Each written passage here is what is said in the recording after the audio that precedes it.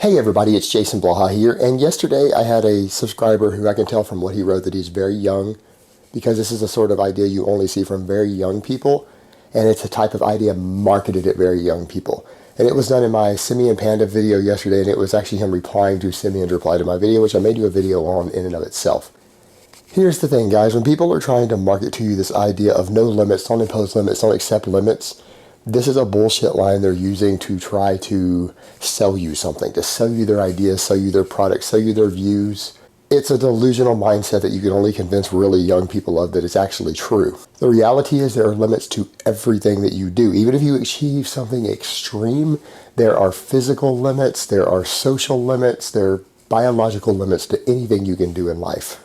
For example, a lot of people say, wow, Obama has made it to President of the United States. He didn't accept limits. Well, he did accept limits because that's the highest position of power you can probably get in politics anywhere in the world. He can't go on next to be the emperor of all of North America or the ruler of the entire world. There are limits in place due to a structure.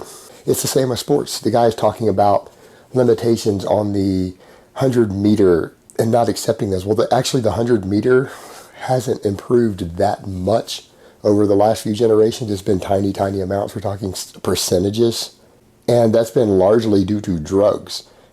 And the drugs have improved every year, and that's given people a slight edge in sports. Most of your improvements in sports in the last few generations have been due to new drugs and people's response to these drugs. Not because they actually trained harder than the people in previous generations. Most of the people who achieve great things, who accept no limits, it's oftentimes because they are ruthless enough and vindictive enough to actually achieve those goals. For example, take Lance Armstrong, who won the Tour de France over and over. Well, it turned out he was not only using a plethora of drugs and mastered the art of passing drug testing, he was ruthless against opponents. He was ruthless against anyone who tried to take him down. He was a ruthless, mean motherfucker. Meaning he destroyed the lives and sued people and destroyed the lives and careers of people who accused him of cheating, even though he was actually doing it while lying about it. So he took the fake natty thing to a whole other level. And it worked. He was vastly successful till he finally got caught. Arnold Schwarzenegger has been very successful in life, but it's partially because he is so ruthless in dealing with his people. He is actually a pretty mean guy when it comes down to it. He is absolutely ruthless and brutal. He was willing to do anything and everything to succeed, even if that includes walking on other people, hurting other people, cheating, lying, doing whatever the fuck it takes.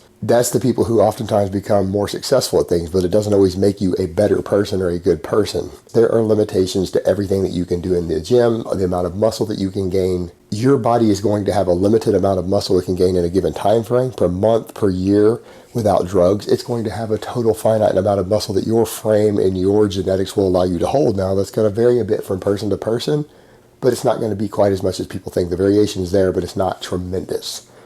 But it is there. And the same holds true for people on drugs. There's a limit to the amount of muscle a person can gain on 500 milligrams of testosterone. That limit's going to be lower than that same person can gain on 1,000. The person on 1,000's limit is going to be lower than if they were to throw growth hormone and insulin into the mix. The thing is, there are limitations to what you can achieve that are physically in place that you're not going to be able to bypass, no matter how much you believe and you've been convinced that you can, that if you just try harder. That isn't the real world. That's marketing hype. So keep that in mind when people try to tell you not to impose limits, because there are limits. What I would tell people, don't necessarily impose hard limits on yourself. Look at realistic limits and say, what's a realistic goal for me to achieve if I work really hard towards something, and maybe try to push a little further than what you think is realistic, so that you can try to reach a little further than you're possibly capable of doing, just to see if your potential might be actually higher than you think it is. But don't accept unrealistic goals like having a fat-free mass index of 28 when you're not on drugs. It's just not going to happen. All right, guys, but that's really all I have to say on that today. I hope it's been informative, and I will talk to you guys next time. But let me give you guys a bicep shot before I go.